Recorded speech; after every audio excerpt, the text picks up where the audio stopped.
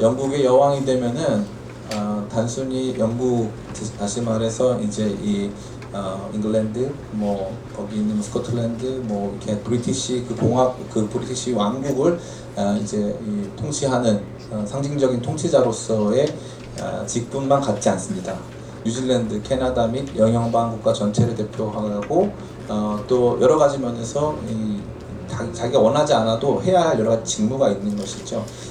그와 같이 신자의 삶에도 한번 신자가 되고 나면 단순히 나 예수님 믿고 구원받는다가 아니라 다양한 차원에서의 존재적 의미를 갖게 됩니다. 그래서 지난주에 살펴본 대로 증인이라고 하는 존재적 의미도 있었지만 오늘 우리가 살펴보는 것처럼 제자라고 하는 의미도 있고 또 하나님 자녀라는 의미도 있고 다양한 차원의 의미가 있습니다. 근데 그것을 하나하나 알아보는 것은 우리가 해야 하는 일들 또 우리가 살아야 하는 삶에 대한 보다 폭넓은 안목을 제공해주기 때문에 신자로 사는 것이 그렇게 풍부한 의미를 가지고 있다는 것을 여러분 모두에게 알려주기 원하여서 이 말씀대로 좀 준비하여 나누게 되었습니다.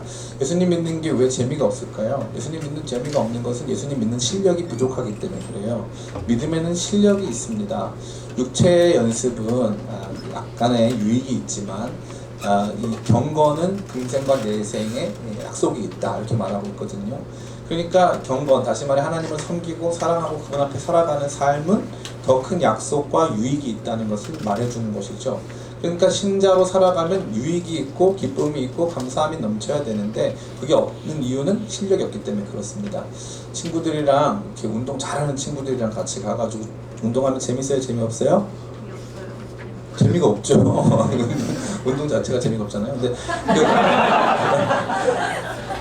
비교적 나는 좀 잘 못해도 내 친구들이 엄청 잘해서 그 사이에 껴있으면 좀 흥미롭고 재밌을 때가 많이 있어요. 근데 문제가 뭐냐면 이거 공을 던져도 뭐 제대로 받을 줄도 모르고 하다 보면 한 3번 던지다가 그만하자 하고 집에 가는 거거든요. 지난 우리 교역자 수련회 때 저는 그런 활동을 해본 적이 없지만 우리 세상적으로 좀 이렇게 놀아봤던 우리 김배광 목사님께서 저희를 데리고 이제 스크린 야구장에 한번 갔습니다. 스크린 야구장에 가가지고 이제 야구를 하는데 저는 처음에 굉장히 재미가 없었어요. 전 자신도 되게 못하고 하니까. 근데 갑자기 우리 불방망이 조합형 운동사님이 엄청난 타격을 보여주기 시작하고 그다음에 우리 김배광 목사님 거의 뭐 4번 타자 아니겠습니까? 그래서 막 난리도 아니었어요. 그러니까 막 시간 가는 줄을 모르고 원래 프로그램상 그게 없었는데 그날 한번 친 다음에 그 다음 날도 치고 그 다음 교역자 수련회 때 또 치고 하면서 날마다 치는 거죠. 재밌으니까 잘 치니까 재밌고 그리고 재밌는 건 이 부산 지역 스크린 야구가 재미가 없더라고요. 그래서 재미없다 막 평가하는 게 잘 안 되니까 막 재미없다고 하는데 신앙생활도 마찬가지예요. 잘 안 되니까 재미없는 거거든요. 잘 되면 재밌습니다. 신앙처럼 재밌는 거 없어요. 그런데 왜 우리는 재미가 없을까? 영적인 실력이 없고 영적인 깊은 안목, 넓은 통찰 이런 것들이 보이지가 않으니까 자꾸 신앙은 삶의 한 부분 같고 전체가 될 수 없을 것만 같은 그런 모습이 있기 때문에 그런 것입니다. 신앙이 전체를 아우르기 시작하는 실력을 갖기 시작하면 그 다음부터 굉장히 재밌고 신나고 그것으로 말미암아 기쁘고 감사한 일들이 일어날 수 있다는 것입니다. 지난주 우리는 그리스도의 정체성과 관련하여 가장 저평가받고 있는 자원 중 하나인 증인에 대해서 생각해 봤어요. 증인은 성령에 의해서 증거를 가진 사람들이라 말씀드렸습니다. 증인은 증인 보호 프로그램을 받으면서 증인이 증거해야 할 법정에 서기 위해 예루살렘과 온 유대와 사마리아 땅끝까지 나아가 증거해야 하는 책임을 부여받는다 했습니다. 이러한 증인의 역사는 성령에 의해 주어지는 것이기에 모든 신자 안에 성령이 계심으로 우리 모두가 그러한 증인이 될 수 있다, 또 되어야만 한다 말씀 나눈 바 있습니다. 오늘 우리가 생각해볼 정체성, 우리가 생각해볼 신자의 새로운 차원은 바로 제자입니다. 제자는 어떤 의미에서 증인과는 매우 다른 면모를 가지고 있다 말할 수 있습니다. 우선 그 방향이 달라요. 증인은 증거를 갖고 증거를 하기 위해 밖으로 나아가죠. 예루살렘은 그들이 있던 땅이고 유다는 그들과 같은 문화를 가진 땅이라면 사마리아는 그들과 적대적인 관계에 놓여진 땅이고 땅끝은 그들이 한 번도 경험해 본 적 없는 매우 낯선 땅이 되는 것입니다. 증거하기 위해서 그들이 나가야 될 방향은 상당히 넓은 지역으로 향하여 있었습니다. 근데 제자는 방향이 달라요. 이 증인의 방향이 360도라면 제자의 방향은 그냥 일직선입니다. 제자의 방향은 그냥 예수님을 따라가는 거예요. 그게 제자의 삶입니다. 그냥 예수님을 따라가는 거. 그러니까 굉장히 그가 보기에는 다른 측면을 가질 수 있다는 것이죠. 또 한편으로 제자들은 예수님에 대하여 증거를 하지만 증인들은 예수님에 대하여 증거를 하지만 제자들은 그 자체가 증거예요. 여러분 자체가 증거라는 거죠. 그러니까 이게 참 흥미로운 것입니다. 이 사람의 말에 얼마나 신빙성이 있느냐는 것은 제자에 의해서 판단되는 것이고, 그 사람이 무엇을 증거하느냐는 그 사람이 증인이냐 아니냐에 따라서 판단하는 것입니다. 그 사람의 삶이 온전치 못한데 그 사람의 증거가 제대로 채택될 리가 없습니다. 그렇기 때문에 제자는 삶에 대한 측면이요, 삶의 방향에 대한 일관성 있는 측면을 보여준다 말할 수 있습니다. 눈치가 빠른 분들은 이미 파악하셨겠지만 제자와 증인은 서로 모순되는 개념입니까? 아닙니까? 아닙니다. 우리는 이것을 존재의 다른 차원 정도로 이해하면 됩니다. 증인이 외적인 것에 강조점이 있는 것이고 성령의 인도하심을 따라 여러 가지 일을 해야 하는 사명에 강조점이 있는 것이라면, 제자들은 내적인 측면에 강조점이 있는 것이고 그 방향에 있어서는 예수님을 따라가는 것이며 뿐만 아니라 그런 것들이 강조된 것으로 생각하시면 될 것 같습니다. 어찌되었든지 이러한 제자로의 부르심이 우리 가운데 있음을 우리는 기억할 필요가 있고, 오늘 그러한 제자로 여러분 모두가 부르심 받았음에 대하여서 다시 한번 더 깊이 누리고 체험할 수 있게 되기를 간절히 축원합니다. 저는 저희 집사람과 자주 디저트를 즐깁니다. 매우 자주 즐기고 있습니다. 제가 즐기는 디저트는 와플 대학입니다. 와플 대학에서 저는 딸기과, 저희 집사람은 이 젤라또과가 되겠습니다. 그래서 가서 젤라또를 엄청나게 많이 시켜요. 근데 참 그 대학이래요. 그 식당의 이름을 보고 너무 재밌었어요. 많은 그냥 와플 식당 뭐 이렇게 하면 될 텐데 왜 대학일까? 갑자기 들어가는 순간 너는 무슨 과야? 이렇게 물어보게 돼 있어요. 너 무슨 과야? 저는 그 초콜릿과입니다. 뭐 이렇게 자기 말을 하게 돼 있거든요. 근데 흥미로운 게 제자는 뭐 하는 사람입니까? 배우는 사람이죠. 예, 제자는 사람이기도 하지만 배우는 사람입니다. 배우는 사람. 갑자기 우리에게 그러한 삶의 국면이 펼쳐진 거죠. 신앙생활 하면서 나는 하나도 배우지 않겠다 하는 사람도 있을까요? 없을까요? 예, 많습니다. 나 하나도 안 배우겠다. 나는 내가 믿고 싶은 대로만 믿겠다. 내가 믿고 싶은 만큼만 믿겠다 하는 사람 너무 많아요. 하나도 배우고 싶지 않은 거죠. 그러니까 그 사람들에게는 이 제자로서의 부르심과 정체성이 현저히 부족하다고 볼 수가 있어요. 제가 어느 사람들과 대화를 나누다가 갑자기 말을 멈추게 되는 경우가 있어요. 그러면은 이 사람은 어차피 내 말을 들을 생각이 없다는 판단에서 저는 말을 못합니다. 더 이상 할 수가 없어요. 왜냐하면 배우려 하지 않기 때문에. 특별히 신앙과 관련돼서도 마찬가지예요. 열린 마음이 없이 신앙을 제대로 배우고 이해하려고 하는 태도가 전혀 없이 그냥 가만히 멈춰서 있으면 저도 거기에 대해서 할 말이 없는 것이죠. 저는 여러분들이 이렇게 제자로 부름받았습니다. 우리 존재의 한 국면, 우리 존재의 굉장히 중요한 한 국면에 제자라고 하는 정체성이 있음을 깊이 인식하길 바랍니다. 오늘 본문에 제시해주는 제자의 세 가지 중대한 특징이 있는데, 첫 번째는 제자들은 부르심을 받는다는 것입니다. 따라해볼까요? 부르심. 네, 제자들은 부르심을 받는다는 것이죠. 다른 복음서에서 제자들이 예수님을 따라 나오는 사건이 매우 건조하게 기록되어 있기 때문에 우리는 제자로의 부르심이 어떠한 모습인지 막연하게 상상할 수밖에 없었습니다. 그러나 오늘 본문은 제자들이 어떠한 과정을 거쳐 그러한 부르심의 여정 속에 따라 나섰는지를 보게 하는 매우 중요한 이 그림을 보여주고 있습니다. 특별히 오늘 이 부르심의 장면은 매우 강렬합니다. 오늘 말씀을 같이 한번 읽어볼까요? 4절 말씀 같이 한번 읽어보겠습니다. 4절과 5절 말씀 같이 읽어보겠습니다. 시작. 말씀을 마치시고 시몬에게 이르시되 깊은 데로 가서 그물을 내려 고기를 잡으라. 시몬이 대답하여 이르되 선생님, 우리들이 밤이 새도록 수고하였을 때 잡은 것이 없지만은 말씀에 의지하여 내가 그물을 내리리라 하고. 아멘. 시몬은 예수님을 따라 나설 마음이 있었습니까? 없었습니까? 없었습니다. 예수님을 따라 나설 마음이 조금도 없었어요. 그는 그의 삶의 일상 속에 머물고 있었습니다. 물론 그의 삶의 일상은 매우 터프했습니다. 밤이 새도록 수고했는데 아무것도 잡지를 못했고 참 삶의 결과가 참담했고 절망적이었습니다. 그때 예수님께서 그를 찾아와 말씀하셨습니다. 깊은 데로 가서 그물을 던져라. 이것은 베드로의 상식을 뒤집는 것이었습니다. 베드로는 직업이 뭐였죠? 어부. 예수님의 직업은 뭡니까? 목수. 지금 목수가 어부한테 물고기 잡는 법을 가르쳐 주는 거예요. 들어야 돼요? 안 들어야 돼요? 아마 제가 봤을 때 물고기 한 5마리만 잡았어도 그냥 자존심 때문에 안 들었을 것 같아요. 근데 한 마리도 못 잡아가지고 그냥 예수님 말씀 들었죠. 예수님 말씀 딱 듣자마자 무슨 일이 벌어집니까? 6절 말씀 그렇게 한번 읽어볼까요? 시작. 그렇게 하니 고기를 잡은 것이 신이 많아 그물이 찢어지는지라. 아멘. 갑자기 엄청난 일이 벌어졌습니다. 제자로의 부르심을 하는 과정에서 참 일어난 이 일은 매우 신비한 일이 아닐 수가 없습니다. 단순히 베드로라고 하는 한 사람을 따라와 이렇게 부른 게 아니라 베드로가 가지고 있었고 믿고 있었고 추구하고 있었던 삶의 내용을 뒤집어 엎으십니다. 어떻게 엎으세요? 야, 너 그렇게 사니까 행복해?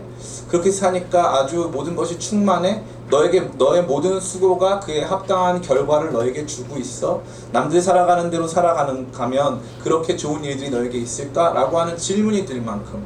근데 또한 동시에 예수님께서 주시는 약속은 어떤 것입니까? 나를 따라오면 이렇게 많은 물고기들을 잡을 수 있다고 예수님께서 말씀하시는 거죠. 참 너무 신기합니다. 그냥 부르시는 게 아니고 삶 전체를 뒤집도록 주님께서 우리로 생각하게 하시고 고민하게 하시고 치열하게 여러 가지 부분들을 바꾸어 가도록 우리를 만들어 가신다는 것입니다. 그리고 나서 뭐라고 말씀하십니까? 나를 따라오라고 말씀하십니다. 이때 베드로는 자기가 예수님을 따라갈 수 없는 존재임을 자각했습니다. 저는 예수님 못 따라갑니다. 주님, 저는 죄인입니다. 주님, 저를 떠나세요.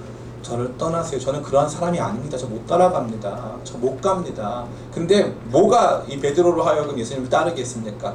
따라와. 한마디. 그런 그 복잡한 그 과정 속에서, 삶의 여정 속에서 그냥 따라와. 내가 너를 부르는 거야. 따라와. 베드로야, 가자. 이 한마디 때문에 끌려가는 거죠. 매우 신기한 겁니다. 그냥 한마디가 주어져가지고 뭐 아무 상황적으로도 시간도 잘 되고 예수님 따라오라고요. 지금 시간이 딱 맞네요. 따라가는 게 아니에요.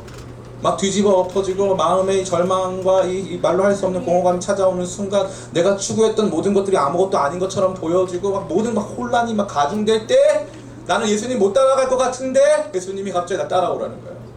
따라와. 그게 신자가 경험하는 매우 중요한 신앙의 실제입니다. 나는 못 따라갈 것 같은데, 난 자신이 없는데 따라와 말씀하신다는 거죠. 매우 신기한 건데 이와 관련된 말씀이 8장 마태복음 8장 19절부터 22절에 등장합니다. 같이 한번 읽어보겠습니다. 시작. 없어요. 없구나. 뒤에 찬양도 없나요 그러면? 예, 주고방을 한번 보시기 바랍니다. 잘 읽어드릴게요. 한 서기관이 나와 예수께 아뢰되 선생님이여 어디로 가시든지 저는 따르리이다. 예수께서 이르시되 여우도 굴이 있고 공중에 새도 거처가 있으되 인자는 머리 둘 곳이 없다 하시더라. 제자 중에 또 한 사람이 이르되 주여 내가 먼저 가서 내 아버지를 장사하게 허락하옵소서. 예수께서 이르시되 죽은 자들이 그들의 죽은 자들을 장사하게 하고 너는 나를 따르라 하시니. 아멘.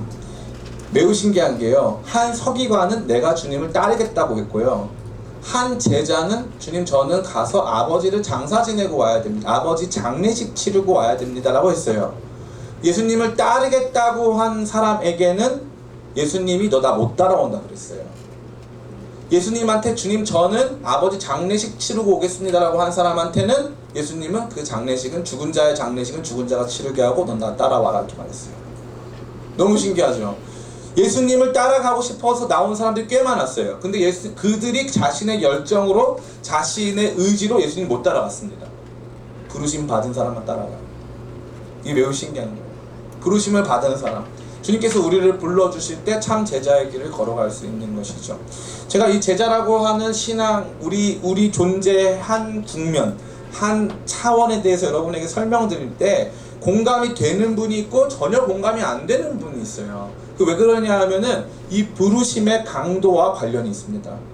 이 강력한 부르심을 경험한 사람들은 이 말씀 앞에서 무릎을 쳐요. 와, 이거였구나. 내가 왜 여기서 신앙생활을 하고 지지고 볶는 삶의 일상 속에서 참 말도 안 되는 삶의 순간 속에서도 신앙을 잃지 않고 끝까지 여기까지 따라온 이유가 주님이 날 불러주셨기 때문이구나 라고 하는 생각과 의식이 듭니다. 근데 다른 편에서는 그런 것들이 없는 거예요. 주님이 나를 부르셨는지 어떻게 되는 건지 난 모르고, 목사님 저는 사실 김병환 목사님 불러서 왔는데요, 안 오면 안 될 것 같은 강한 부르심이 있었어요. 뭐 이런 느낌으로 앉아 있는 거예요. 그러다 보니까 이게 무슨 말인지 어떤 것인지 잘 알지 못합니다. 제가 지금부터 말씀드리는 모든 내용은 일반적으로 여러분 신앙이 깊어지면 충분히 누릴 수 있는 것들이에요. 그러나 이것이 처음부터 누구에게나 다 주어지지는 결코 않습니다. 어찌됐건 제자라고 하는 삶에는 이러한 부르심이 매우 중요한 요소로 자리 잡고 있다는 사실입니다. 두 번째 흥미로운 것이 있습니다. 제자가 받은 부르심은 뭡니까? 그냥 따라오라는 부르심입니다. 마치 학교에서 수업을 하는데, 대학교에서 수업을 할 때 여러분이 과목을 골라요? 아니면은 과목이 주어집니까? 고르는 것도 그렇고 주어지는 것도 있겠죠. 뭐 필수 과목 같은 경우는 주어지고 하는데, 마치 초등학교처럼 갑자기 너는 이 과목 들어야 돼, 이렇게 해서 하는 경우는 많이 없지 않습니까? 근데 마치 제자는 이와 같아요. 그러면 주님 제자가 되면 뭐 배우나요? 예수님 제자가 되면은 예수님 제자는 설교학 이런 거 배우나요? 예수님 제자가 되면은 비유학 이런 거 배우나요? 예수님 비유 쩔잖아요. 예수님 제자가 되면 뭘 배우는 건가요? 막 독설 날리기, 이 독사의 자식들 막 이러면서 이런 거 배우나요? 우리가 생각할 수 있는데 예수님은 커리큘럼 가르쳐줘요, 안 가르쳐줘요? 없어요. 실라버스 없어요. 그냥 따라와. 이번 주엔 뭐 배우나요? 없어요. 따라와. 그냥 따라와. 무슨 잔말이 많아, 따라와 이거예요. 폭력적이시죠? 따라오라는 거예요. 따라와. 그냥 따라와. 근데 이 한마디에 모든 게 다 담겨 있어요. 따라오면 배우고, 따라오면 알게 되고, 따라오면 담게 되고, 따라오면 하게 되는 거예요. 너무너무 귀한 말씀이에요. 따라오라는 거예요. 따라오라는 거. 예전에 제가 이찬수 목사님 설교 듣다가 참 많이 은혜를 받은 적이 있어요. 이 부자 관원이 있었는데 그가 예수님께 나와서 어떻게 하면 내가 천국을 상속받을 수 있습니까? 라고 물어봤어요. 예수님이 이제 이웃사랑과 관련된 계명들을 지키라고 말씀하셨어요. 근데 이 사람이 다 지켰다 그랬어요. 예수님이 너에게 한 가지 여전히 부족한 것이 있는데 내가 재물을 다 팔고 나를 따라오라고 말씀하셨어요. 그때 이 사람이 자기가 재물이 심이 많은 거로 근심하여 떠나갔다고 성경은 기록하고 있습니다. 근데 이 사람이 원래 어떻게 했어야 됐을까요? 1번 다 팔고 따라가야 된다. 그래야 될 것 같다. 손 들어보십시다.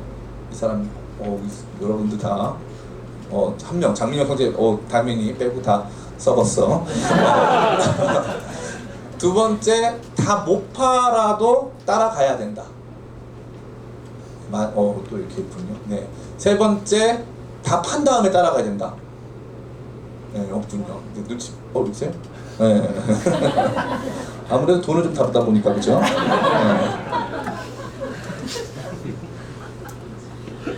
그 말씀이 참 저는 은혜가 됐어요. 주님 저 이거 아직 못 버렸어요. 근데 저 예수님 따라갈래요. 주님 저 이거 아직 안 돼요. 이건 못 버려요. 지금은 안 돼요. 그래서 주님 따라갈래요. 제자들도요 사실은 다 못 버렸어요. 선생님 어떻게 알아요?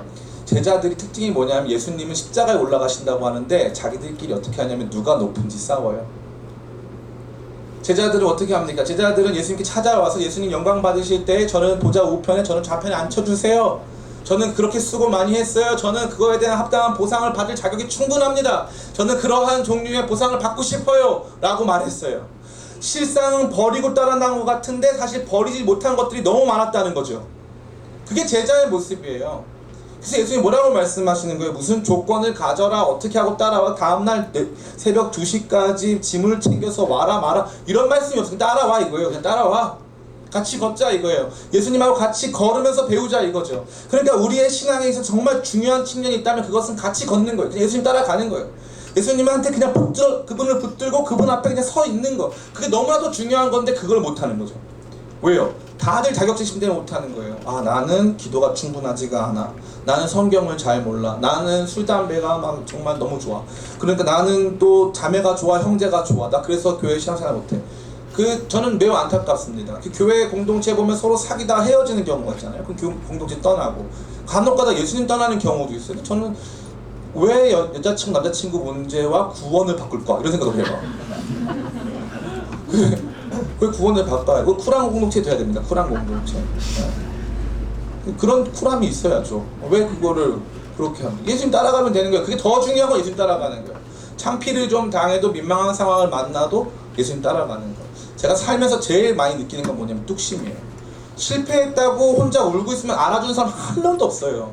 그냥 가는 거예요. 그냥 가. 이게 너무 중요한 거예요. 그냥 가는 거예요. 예수님은 뭐라고 따라오라는 거예요. 예수님은 한 번도 베드로 보고 집에 가라고 말씀하신 적 없어요. 야, 너 집에 가. 야, 너 진짜 아니야. 내가 너를 가르쳐 봤는데 너 진짜 너는 완전히 구제불능이야. 너 완전 최악이야. 너 집에 가. 단 한 번도. 전 그 말씀이 너무 좋아요. 예수님이 저들에게 집에 가라 하시더라. 이 말씀이 없는 게 너무 좋아. 예? 아니 제자들이요, 막 예수님이 뭐 이렇게 뭐라고 말하면은 다 못 알아듣고 막 이상한 짓 하고 막 난리도 아니에요. 근데 예수님 한 번도 집에 안 보내요.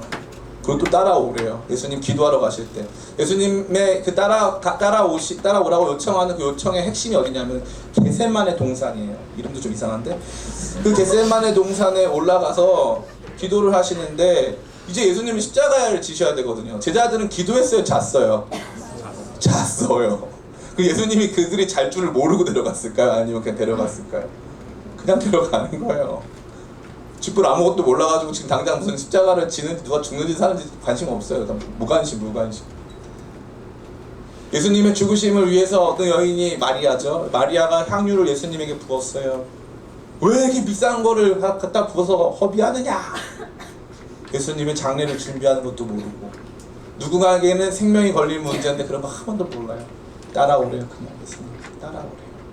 그냥 따라오라. 제자가 된다는 건 바로 그거예요. 작은 부르심이 내면에서 출발하는 거예요. 왠지 그분을 따라가고 싶고 왠지 그분 앞에 서고 싶고. 사실은 나 교회 안 오면 갈 데 없어 봤다. 손들 때 차빙이라면 몇 명 계신데 교회 안 오면 특별하게 갈 곳이 없어가지고 그나마 교회가 나와서 왔다. 솔직히 제가 인간적으로 솔직히 한두 명 괜찮습니다. 뭐 우리 또 세안? 와닿네요. 이쪽 그룹이 좀 상당한데 나가서 할 일들 많잖아요. 재미있는 것도 많고 즐길 것도 많고 다른 친구들도 많잖아요. 근데 왜 왔냔 말이에요. 왜 여기 있느냐. 누가 우리한테 여기 오라고 했냐 이거죠. 그냥 나도 모르겠는데 이 신앙 얼마든지 버릴 수 있고 내 멋대로 살 수가 있는데 왠지 그분이 살아계셔서 나를 부르시는 것만 같아서 여기 왔는 자격이 없어요. 근데 주님이 나를 보고 자꾸 따라오래요. 목사님이 앞에 설교할 때 조금 더 열심히 믿어보자고 그러면 나 싫어요, 그만할래요 하고 도망갈 수 있는데 그 말씀이 그냥 그날 따라 닿아가지고 잘 안 되는 거예요. 또 그냥 조금씩 나가보면서 그렇게 예수님 따라다녀 보는 거예요. 되건 안 되건 좋은 결과가 있든 없든 예수님 따라다니고 싶은 거예요. 따라다니는 거예요. 그게 제자들의 모습입니다. 세 번째, 이 제자들은 예수님처럼 되기 위해 부름받았습니다. 10절 말씀입니다. 우리 같이 한번 읽겠습니다. 같이 읽겠습니다. 시작. 세베대의 아들로서 시몬의 동업자인 야고보와 요한도 놀랐습니다. 예수께서 시몬에게 이르시되 무서워하지 말라. 이제 후로는 내가 사람을 취하리라 하시니. 아멘. 여기에 등장하는 헬라어 그리스어는 소그레오라는 단어인데 성경이 딱 2번 나옵니다. 이거는 생포하다는 뜻이에요. 사람을 생포하다, 사람을 이렇게 붙잡다 이런 뜻이죠. 이거는 누가 하는 일이냐면 예수님이 하시는 일이에요. 그런데 이걸 누구랑 같이 하재요? 제자들도 같이 하재요. 너희들도 나랑 같이 사람들 낚자. 예수님 보이스피싱 그룹에 그런 분은 절대 아니신데 사람을 낚자. 어디서 낚아요 그러면? 그 사람들 잘 먹고 잘 살고 있는데 그 사람 낚습니까? 아니요. 사망의 바다에 빠져있는 그 사람들 살려주자 이거죠. 여기서 이 조그레오는 앞에 소이가 붙어 있거든요. 그 소이는 어떤 거냐면은 생명이라는 뜻이에요. 생명. 근데 그 생명을 갖게 하자. 생명을 그가 유지하게 도와주자. 이런 뜻이거든요. 물속에서 사람 건져 살리자 이거예요. 참 흥미로운 것은 이들은 방금 어부로서 엄청난 성공을 거뒀어요. 예수님과 함께 어부로서 성공을 거뒀어요. 그들의 정체성은 나는 어부. 내가 살아온 삶의 내용은 어부. 나 여기서 성공을 거뒀단 말이죠. 근데 흥미로운 게 이 사람들이 어떻게 하고 예수님을 따라가요? 여기 봅시다. 우리 같이 말씀을 한번 보길 원하는데요. 11절 말씀 같이 읽겠습니다. 시작. 그들이 배들을 육지에 대고 모든 것을 버려두고 예수를 따르니라. 아멘. 매우 흥미롭지 않습니까? 기적 예수님을 만나서 기적이 일어났어요. 우리가 원하는 거잖아요. 예수님 오셨군요. 우리한테 기적을 주셨네요. 감사합니다. 예수님 주신 기적으로 조금 나은 삶을 살아볼게요. 예수님이 저한테 업으로서 성공시켜 주셨으니까 이제 알았어요. 예수님 깊은 데 가서 던질게요. 이러면서 예수님한테 낚시 테크닉 배워가지고 엄청 큰 수상회사를 만들고 막 이게 우리 생각이란 말이에요. 어떻게 하면 돈을 더 잘 벌 수 있느냐, 행복한 삶을 살 수 있느냐. 근데 충격은 뭐예요? 그거 다 버려두고 갔다는 거예요. 그거 다 버렸어요. 그냥 그 많은 물고기 뭐 버렸는지 처분했는지 모르겠지만 얼마든지 이것에 관련돼서 이익을 얻고 그걸 좀 누린 다음에 갈 수 있잖아요. 근데 그렇게 안 해요. 그거 버리고 가는 거예요. 업으로서의 정체성 버리고 제자로서의 정체성 때문에 예수님처럼 이제는 사람들 살리려고 가는 것이죠. 매우 흥미롭습니다. 저희 어머니는 상당히 독특하신 분이에요. 남대문 시장에서 장사를 하시다가 하나님께서 불러주셨어요. 불러주셨는데 저희 가정이 이제 4남매였는데 우리 큰 누나는 이제 완전히 학교를 다니지 못했어요. 우리 키우느라고. 저희 어머니가 이제 기도를 하는데 하나님께서 그 당시에 이제 우리 나라에 조선족 동포들이 이제 한국에 대거로 입국할 때였어요. 이제 인천에서부터 출발해서 서울역에 올 때쯤 저희 어머니가 남대문 시장은 새벽 2시에 열어가지고 낮 4시에 닫아야 돼요. 그런데 오전 11시에 문을 닫고 음식을 다 준비해가지고 서울역 앞에 나가서 지금 막 서울로 입성하는 조선족들에게 밥을 주는 거예요. 밥을. 그러면서 그들을 전도했어요. 누가 시켰느냐? 아무도 안 시켰어요. 그냥 혼자서 그 일을 하다가 또 예수님처럼 너 나를 따르라 해가지고 몇 명 해가지고 같이 나드 선교회라는 선교회를 조직해가지고 그 일을 하셨어요. 그 일을 할 때 우리 집은 너무 가난했는데 정말 등록금도 내본 적 없고 우리 때는 급식 안 먹었는데 도시락 싸가본 적도 없어요. 아예. 너무 힘들고 가난하고 어머니가 혼자 벌어서 우리 네 식구를 키우는데 참 힘든 일이 너무 많았죠. 근데 우리 어머니한테 누가 시키지도 않았는데 그런 일을 시작하셨어요. 그러면서 본인은 돈을 벌어서 자녀들 먹여 살리는 엄마인데 자기에게 기독적인 부르심이 하나 있는데 사람 살리는 일이라는 거예요. 그러다가 이제 중국에 탈북자 선교를 하러 가셨어요. 그 당시가 이제 90년대 초반이었는데 탈북자 선교를 딱 하러 가셨는데 이 남자 탈북자들과 여자 탈북자들을 따로 이제 숙소를 배정해서 이제 그들을 이제 한국으로 들여보내는 작업을 했어요. 근데 남자 탈북자들이 저희 어머니가 기도해 줄 때 등 때렸다고 저희 어머니 및 이 여자 탈북자 전원을 죽이겠다 해서 이제 밤에 모의를 했어요. 그러니까 그 이야기를 누군가가 목사님 빨리 피신을 하셔라 해가지고 밤 11시에 기차를 타고 어디로 가야 할지 몰라서 중국 내몽골에 갔어요. 그 다음에 거기에서 다시 출발해가지고 중국 저 서북부의 란저우라는 곳에 가가지고 거기서 선교를 시작했어요. 그러다가 목사님 됐어요. 제가 무슨 얘기 들은 거예요? 무슨 엄청난 영웅담 아니에요. 너무 가난하고 힘들고 아무것도 할 수 없는 한 여인을 예수님 찾아오셔가지고 너 나랑 같이 일하자. 나 따라와. 해가지고 예수님 따라서 막 걷다 보니까 러시아 선교사가 되고 중국 선교사가 됐어요. 지금 생각해보면 매우 신기한 거죠. 저희 어머니만 선교하십니까? 아니요. 대한민국은 전 세계에서 2번째로 많은 선교사 파송국이에요. 지금은 6위 정도 떨어졌지만 한동안 정말 2위 자리, 굳건한 2위 자리를 지키고 있던 전 세계에서 엄청난 많은 선교사를 파송하는 지역인 거예요. 왜요? 정체성이 바뀌었어요. 따라와 했는데 처음에는 나는 어부, 나는 음악가, 나는 사업가, 나는 학생, 나는 학자 이러한 자기만의 이 고유한 자기 아이덴티티가 있었단 말이에요. 근데 야 너는 그런 사람 아니야 이거예요. 그러니까 그거 내려놓고 그거보다 더 중요한 게 있대요. 돈보다 더 중요한 게 있대. 예? 성공보다 더 중요한 게 있대. 내가 할 수 있는 그 일보다 더 중요한 게 있대요. 그것 때문에 가는 거예요. 그 일 따라서 자격 없지만 주님께서 원하시니까 그 일 따라서 걸어가는 거예요. 제자의 삶이 바로 그런 것입니다. 저는 여러분의 10년, 20년, 30년을 장담할 수는 없어요. 그러나 여러분이 진짜 예수님을 붙잡고 따라 나서기 시작하면 여러분의 30년 뒤는 지금 같진 않을 거예요. 매우 더 위대해졌는지 더 낮아졌는지는 알 수 없지만 매우 달라질 거예요. 어떤 방향으로? 예수님이 사람 살리는 사역들을 하셨듯이 여러분에게도 그러한 사람 살리는 귀한 사명이 주어지고 예수님처럼 조금씩 닮아가는 모습이 있어질 줄 저는 믿습니다. 제가 쉐이커스 사역을 시작할 당시 저는 군대 갔다 와서 고졸 학력자였어요. 근데 이제 29살에 대학교 1학년 들어가고 누가 나한테 시키진 않았는데 이제 거기에서 이제 여러 가지 사역들을 이제 막 시작했어요. 누구한테 보이기 위한 것이 결코 아니었어요. 정말 그 일들이 꼭 필요하다고 믿어서 그러한 사역들을 시작했죠. 시간이 지나니까 저 자신의 정체성 아무리 뒤흔들어도 저는 목사고 복음 전도자고 예수님 따라가야 하는 사람이에요. 저 자신이 예수님을 충분히 따라가지 못했거나 충분히 닮지 못했다는 것을 자주 인식해요. 그러나 그럼에도 불구하고 또 흔들어도 나는 복음, 교회, 말씀, 하나님 나한테 그런 것밖에 없어요. 과거의 나와 지금의 나는 완전히 달라져 있어요. 예전에 저는 그런 모습이 결코 아니었거든요. 제자로의 부르심은 예수님 닮음으로의 부르심이고 단순히 인격적 닮음을 넘어서서 그분께서 하시는 그 일에 동참케 되어지는, 제자가 가는 길은 결국 예수님처럼 되어지는 길이고 예수님과 같은 일들을 감당한다는 거죠. 전 여러분에게 감히 묻고 싶습니다. 여러분은 직장에서, 또 여러분 가정에서, 여러분이 속한 곳에서 여러분 어떤 분들이세요? 사람들이 여러분 보면서 예수님이라고 말씀하십니까? 예수님 같다 이런 말씀 들어보신 적 있으세요? 네, 머리 스타일이 뭐 그럴 수 있죠. 예수님 같다고 볼 수 있어요. 수염을 많이 길렀거나 예수님 같다고 볼 수 있는데 사실은 우리가 그런 것에 매우 취약합니다. 왜요?